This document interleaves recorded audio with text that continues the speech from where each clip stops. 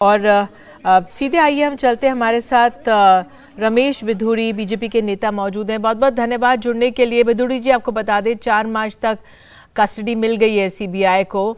तो आम आदमी पार्टी कह रही है कि इस पूरे मामले में तो राजनीति हो रही है, गिरफ्तारी तानाशाही है।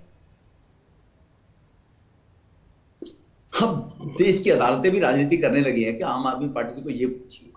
और हम पूछना चाहते हैं आम आदमी पार्टी वाले लोगों से कि यही केजरीवाल साहब भ्रष्ट लोगों की सूची जारी किया करते थे जब ये 2013-14 में आए थे, और इन्होंने देश की जनता से, लोगों से कहा था कि हमें केवल एक स्टिंग लाकर दे दो, हमें केवल सूचना दे दो, हम सूचना के आधार पर उनके खिलाफ कार्रवाई करेंगे।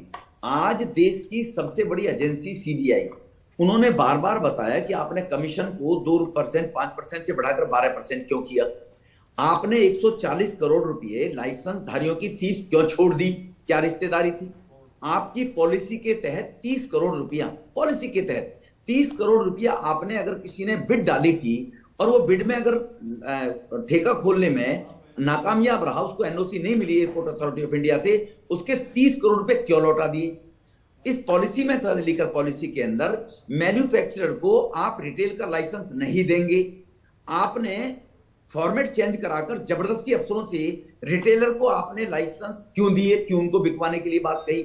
जब ये इतनी चीजें सीबीआई पूछ रही है तो वो इसका जवाब देने की बजाय Kejriwal and company bar bar education minister, bar bar education में, अरे भाई वो एक्साइज मिनिस्टर भी है सिसोदिया साहब, फाइनेंस मिनिस्टर भी है सिसोदिया साहब। तो इसीलिए जब केजरीवाल साहब खुद कहा करते थे, लंबी लंबी फहरिस्त जारी करते थे भ्रष्ट लोगों की, आज एक मंत्री जेल में है, तो कहीं ना कहीं क्योंकि स्क्रिप्ट लिखते थे केजरीवाल साहब, स्क्रिप्ट, और अब सिसोदिया साहब को से डर है कि वो कहेंगे आप मुख्यमंत्री थे, सरकार के हेड थे, आपने जो कहा मैंने तो वो किया है, तो मैं जेल क्यों जा रहा हूं, इसलिए मेरी पत्नी की भी चिंता करो आप। तो ये स्थिति बन रही है आज इनके लिए, एम्बेरसमेंट। बिधूड़ी जी, अब क्या करेंगे आम आदमी पार्टी के लोग इससे ज्यादा? आम आदमी पार्टी सफाई में कह रही है कि हमने तो एलजी से चर्चा की थी, जो एलजी ने कहा था वो हमने उसमें शामिल किया था। नहीं, अब ये जो एलजी है ही नहीं, जो एलजी थे, अगर ये अब आज कहने लग, कल तो कुछ नहीं बोले एलजी से विचार की, कल तो एक ही बात कह रहे थे कि हमारी लोकप्रियता से घबरा गए, राहुल से ज्यादा हम ही समझदार हैं, आज एलजी पर आ गए। ये देखो, देश के लोग अब गुमराह होने वाले नहीं है, दिल्ली के लोग कब तक गुमराह करेंगे?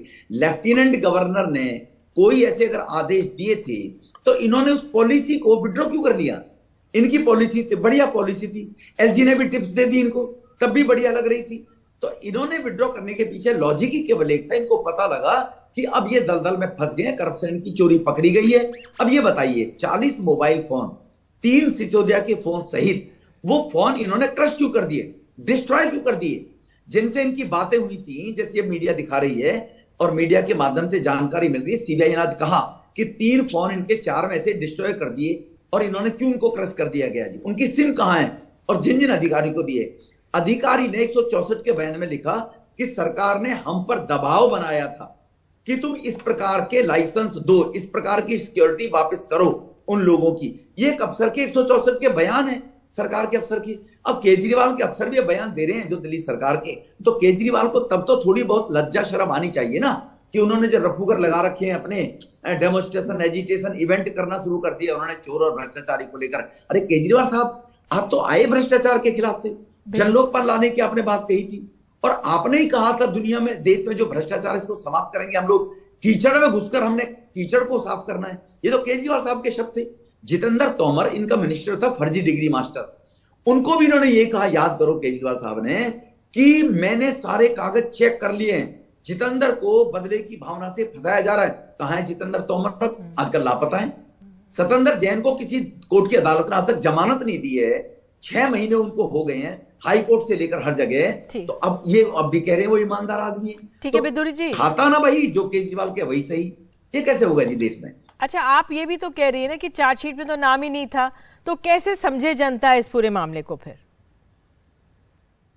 देखो, ऐसा है, देश के अंदर कभी भी कोई एफआईआर दर्ज होती है, मनीष सिसोदिया जी एफआईआर में प्राइमा फेसी नंबर 1 एक्यूज थे, ये सबको ध्यान रखना चाहिए।